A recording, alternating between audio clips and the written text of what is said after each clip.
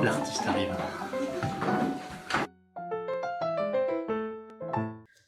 Donc la deuxième sorte de crayon, c'est les crayons aquarellables qui vont nous être utiles et que vous pouvez mélanger dans votre assortiment avec les crayons permanents.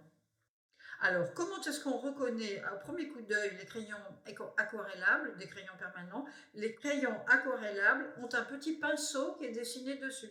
Vous savez tout de suite que vous pouvez donc mouiller ces couleurs. C'est pareil, on a des marques qui sont de prix moyen et d'autres qui sont plus chères. Ici, vous avez Carandache, qui est une très bonne marque de crayons et qui fait les supracolores, qui sont des bons crayons aquarellables. 2,95 € pièce. On pose le crayon. Je mouille mon crayon, pas trop d'eau. Et donc, on voit bien tout de suite que la couleur est beaucoup plus vive. Faber-Castell, chez qui on a les polychromos, a la même qualité qui s'appelle Albrecht Dürer. 2,30 € pièce. Ils sont des bons crayons, une bonne gamme. Albrecht Dürer possède les mêmes couleurs et les mêmes références que la gamme de polychromos. Il y en a un peu moins, mais vous retrouvez exactement les mêmes appellations. Alors, on arrive à la star du groupe, c'est-à-dire le Muséum Aquarelle, qui est fait par Carandache, mais ça, c'est leur gamme la plus haute. Le crayon, là, il a 5 étoiles. Et il faut savoir que le rouge, c'est très difficile de les avoir permanents. Donc 5 étoiles en rouge, ça veut dire qu'ils ont utilisé des pigments vraiment stables.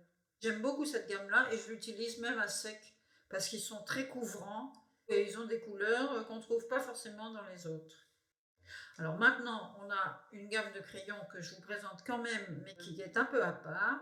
Ça, c'est la gamme de Derwent Inktense. Derwent a plusieurs gammes plus ou moins intéressantes, plus ou moins transparentes, plus ou moins stables à la lumière. Par contre, la gamme Inktense, c'est pas du crayon de couleur, c'est de l'encre. Et le résultat est beaucoup plus brillant.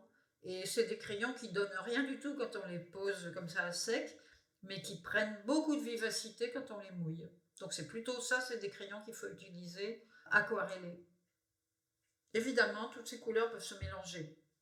Enfin, les Inktense avec les Inktense et les autres ensemble. Pour les crayons aquarellables, je vous conseille d'avoir un papier à aquarelle, au minimum 300 grammes. Il y en a certains qui font 250 grammes, et ça peut aller aussi. Mais si vous descendez sur des papiers plus légers, le papier va gondoler avec l'humidité. Voilà, vous pouvez faire votre choix.